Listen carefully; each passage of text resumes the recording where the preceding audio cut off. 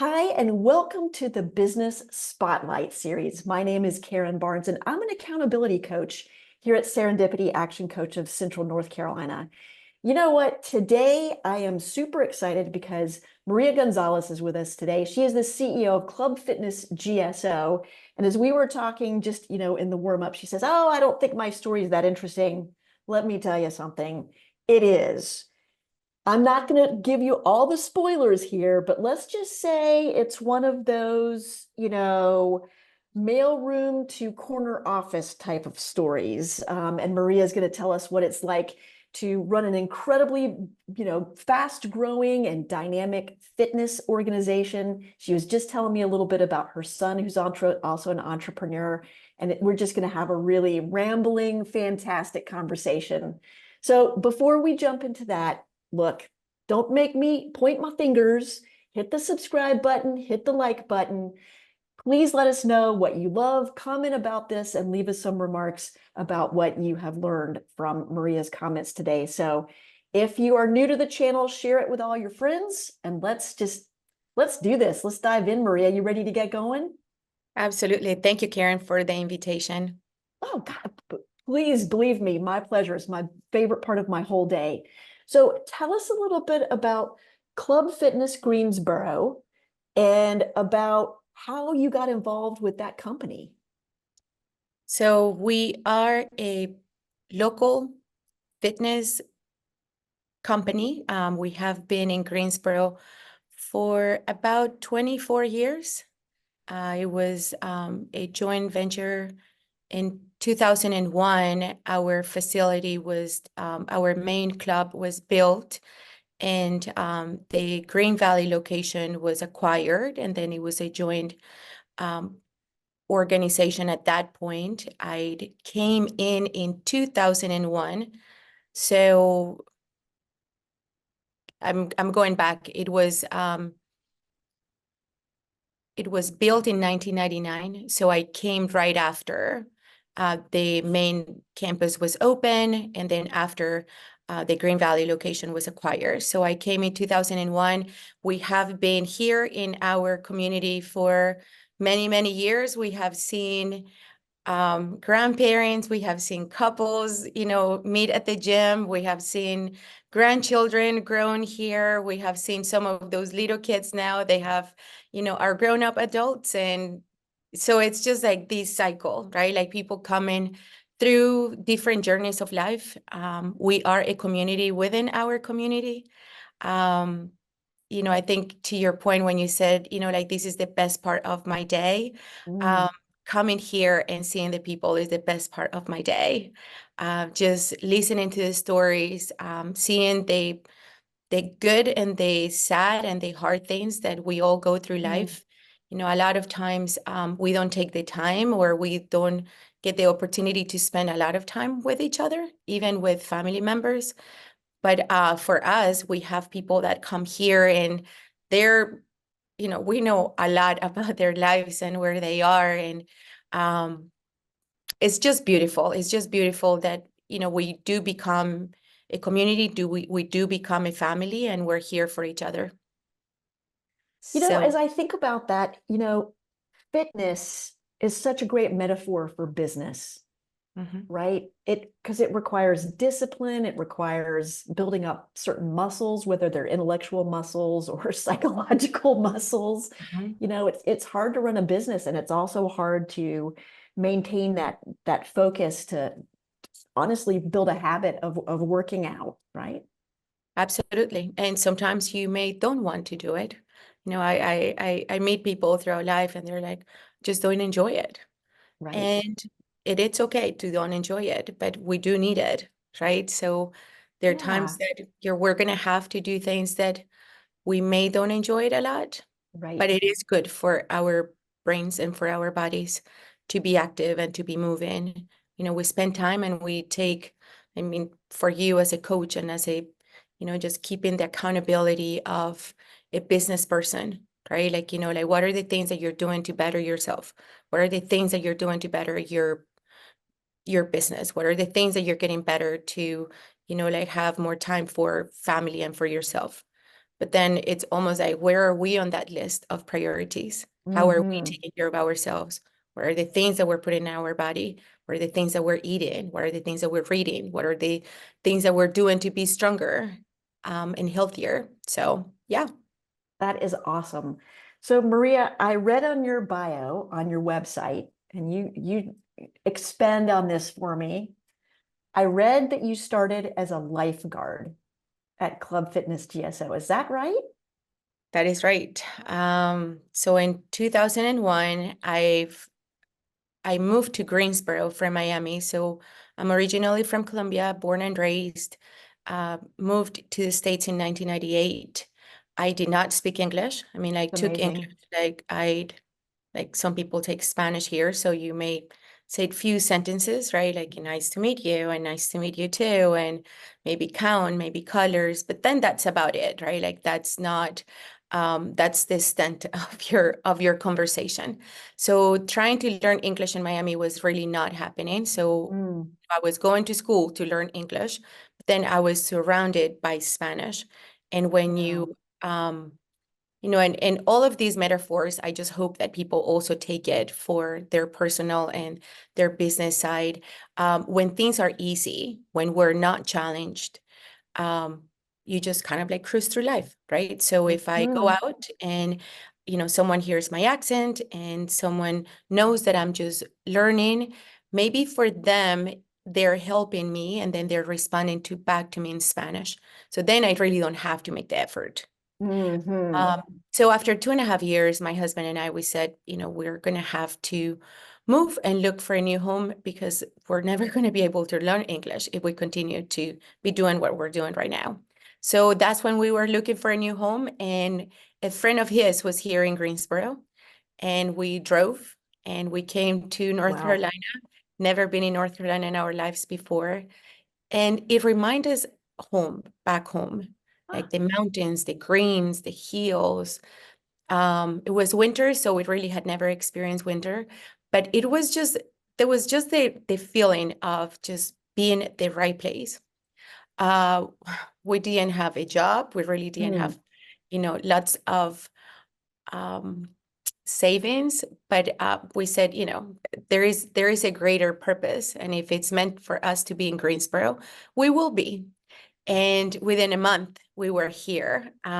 We were approved to rent an apartment, and within a month, we had our few belongings and our very little English. But I grew up as a competitive swimmer. In Colombia, I competed for 10 plus years. And then after I wow. retired at 15, I started playing water polo. I played water polo all the way to the national team level. And so sports, water has always been part of my life. Uh-huh. I helped my swim coach when I was in college with some swim lessons, even though I was not really thrilled about it. But he asked me if I could help in one weekend where he was really in a bind of finding instructors. And that was when I was 16. I'm 46 and I have not stopped teaching. So it's something that I discovered, that I had a passion for teaching and this love for helping others, that I guess I was pushed and forced in a way. Yeah. But then, those are the gifts of lives that, like life just bring you opportunities that you just really didn't think that they were there for you, right? So let's talk about your life as a CEO, Uh-huh. right? So you're running this organization now, you got multiple locations. How many people are on your team? So that's a great question, Karen. Like COVID has changed everything, For So, sure. like before COVID, we had up to 18 directors, like between the two locations, over Hmm. 250, and we're still pivoting and we're still trying just to figure things out after COVID, right? Yeah. Workforce looks differently. Yeah. Behaviors from customers look different. So we're just still, in that pivoted time. But if I can just like give you a number, I would say those prior numbers will be 18 and 250 about. Cool. Yeah. So you bring up something really interesting, and this is, I'm going to go a little off script here. So you're pivoting is something that good CEOs have to do very quickly, and a lot of times in a vacuum of information and with a lot of uncertainty. And COVID certainly did that to all of us. And gyms, like everything else, got shut down. So what you're saying, what I'm hearing you say is that some of those behaviors from your customers have not really come back. Are people not coming back to the gym, or what's going on there? That is correct. So, Mm-hmm. and I am very involved in the community, so I get to go and meet people where they are and see them where they are. So Mm-hmm. for some people, they got into doing more outdoor stuff. Some people got into doing exercise at home, but there were many, which, like I said, and I said, yes, that is correct, is because I have spoken with them, with many of them that in a way that fell off the wagon. They Yeah. fell from um, that schedule and that organization that they had in their lives, and they have not gotten it back yet. Like we Mm. hear some, and we know it is hard. Like now, if maybe you don't have to go to work, maybe you're working from home, maybe you're working remotely, there is just a lot of things that change. And then when we are forced to go out to be with people, like the introverts, the extroverts, like we all kind of like suffer in a very different way Yeah. um, through like these challenging times. So yeah, I do think that there was some change of behaviors. There are some people that never stop exercising. There were some people that found new ways to exercise, and there were some people that stopped exercising altogether. And they're now maybe at that point feeling that they just need to find again that spark, Yeah. that Yeah. that want and that need to get back to it. So that sort of leads me into the marketing world, right? So you're trying to get people back into the gym for the reasons that you just said. So what are the marketing efforts that you are currently doing, and how are those working for you? Like what's maybe been a good marketing success and maybe something that hasn't been quite so successful? So marketing is always very interesting because you just, I mean, and more when you serve a different groups of people, right? Like, Mm-hmm. so if you have a business, like who are you trying to attract? Who are Mm-hmm. you trying to bring in? And what are the solutions that you're giving them? Because there is no one size fits all. Right. We all have different needs. And how can you, through your messaging, try to connect with people and meet them where they are? So, I mean, right now, like you have social media, you have Google Ads. Um, our our best campaigns are member referrals. Mm-hmm. Who do you trust? You trust your friends and you trust the people who are around you. So, what are the things that you're doing to gain the trust of your clients, for those clients to feel that they want to bring their friends to come and work out with them, friends or family? Absolutely. Absolutely. So, you're the CEO now, right? What has that transition been like for you as a leader now, right? You've worked your way up the ranks, beautiful, beautiful, aspirational, inspiring story, and you find yourself in the corner office. Like, what's your leadership philosophy now? I'm a servant leader, and I think I have always been, and I will always will be. I'd I'm invested in people, and Mm-hmm. my wins is to see people flourish. My win is to see that it's not about me, it's about us. It's about how I can impact the people around us to make this world a little bit better for someone. So yeah, I would say that I'm a servant leader, and I want to bring up anyone who's around me. That's spoken like a true team player, right? Like a true team player. So what are some of the challenges that you're facing right now other than getting people back to the gym? What are some of the things that are on your desk that are sort of maybe slightly on fire?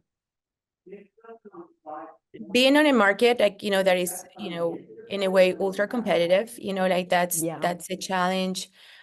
Resources, uncertainty of, like where the world is, right? Like, Hmm. I think at times we find that economy is great, everybody's ready to, spend their money, and, that's great. But when there is uncertainty, some people do, some people don't. And I feel that that's a general challenge for many, for many. Absolutely. Um, you know, I I'm trying to be wise on how I say this. We have on the workforce right now different age groups, we have different generations, and we Hmm. all are being inspired very differently. We have different motives, right? So it's not Yes. that one generation is better or one is worse. We're just different. And Hmm. as a leader, we need to understand who we have in front of us and how we can embrace those strengths and those differences as well. So I think the challenge is just to continue to learn and be curious and wanted it to be better for others that can apply to the whole entire group that you have. I was just talking last week with one of our clients about that. So he's in his 60s. He's got a workforce of like recent high school, former athletes. And that's what we spent our coaching session on was he's trying to figure out how to motivate these guys, right?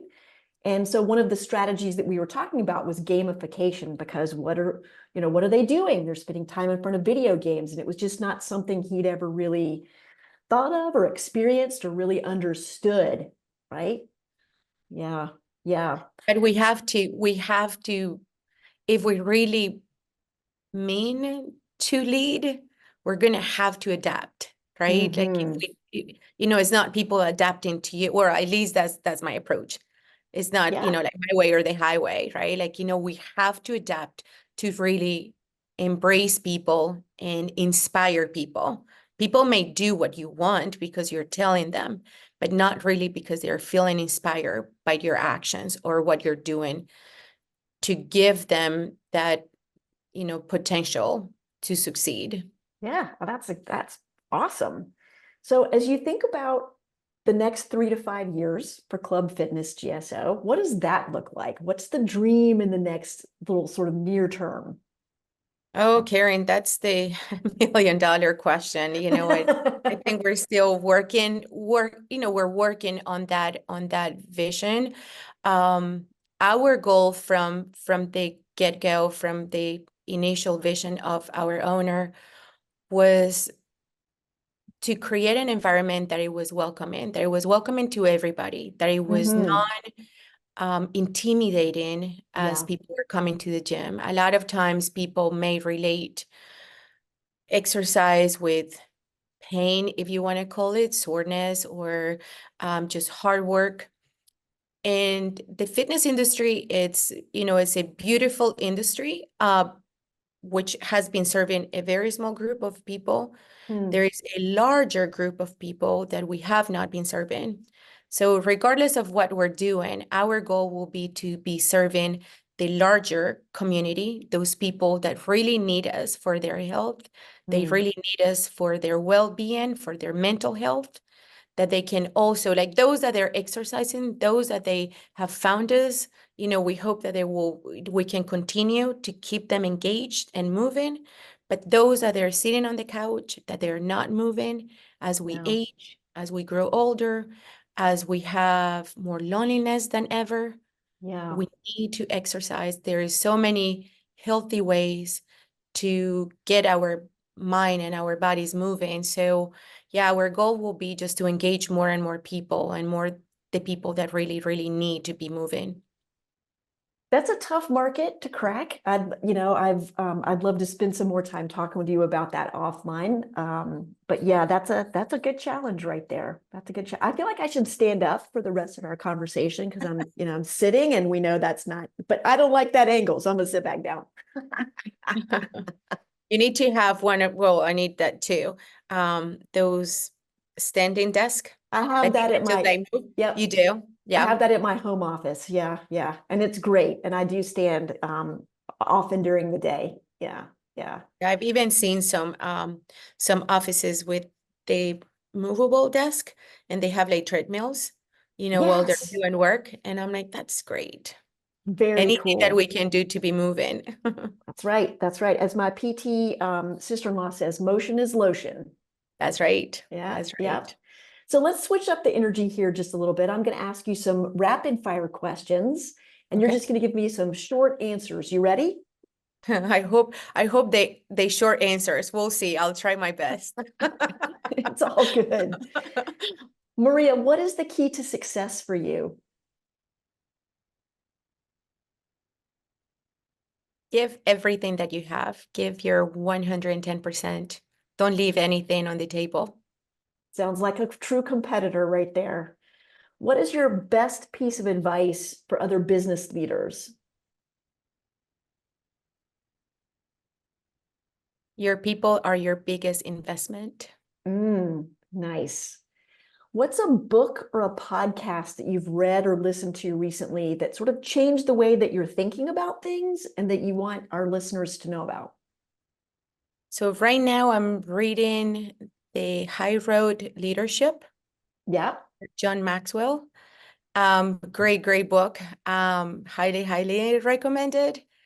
I have been getting, I have few. So Simon Sinek has a podcast and, like his books, all of them, starting with the why and leaders I'm lead actually fast. my laptop's perched on a Simon Sinek book right now. So Okay. So, I am a huge fan of Simon.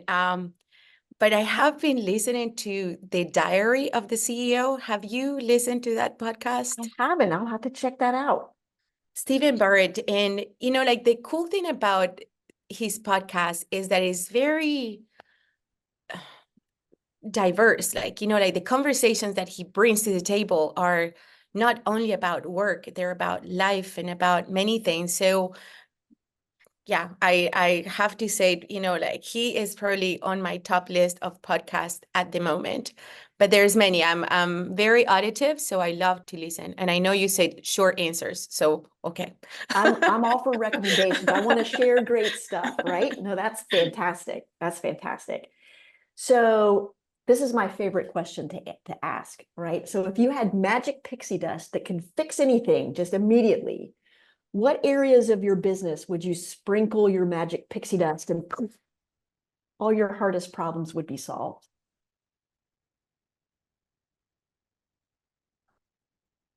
Hmm.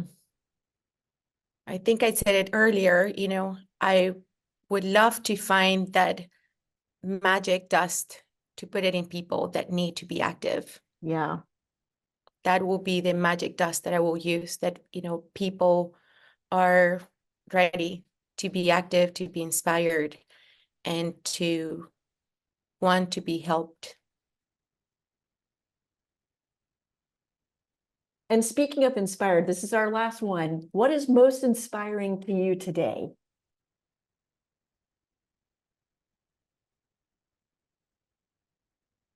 Children inspire me a lot. Children give me hope. When I see the pureness of Mhm. their heart, I feel that as we grow older, a lot of times that is lost.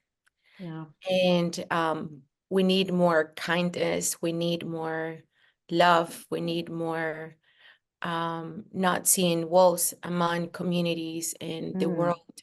So what inspires me is that if we as grown-up adults will be a little bit more observant and learn about where we started and where the world can be, we can all work for a better well-being for everybody. And so many people need it, as you pointed out. Loneliness is an epidemic. Being overweight is an epidemic. Heart disease, diabetes, all of these can be positively impacted by just, a little bit of fitness. And so I hope everyone will be inspired by your message today to get out of their seats. What are you still doing sitting down? Get out of your seats. go check out Club Fitness GSO and Maria and the beautiful community that she and her team are building there. Maria, this has been a beautiful conversation. Thank you so much today. Thank you, Karen, for having me. And where can people find you on social and the internet? On LinkedIn, Maria Gonzalez. I feel that there may be many Maria Gonzalez's, but I am, listed as the CEO of Club Fitness Greensboro. On Instagram, MJ Paisa. So I will say MJ Paisa. Okay. And on Facebook, I am on as Maria J. Gonzalez. Is Gonzalez.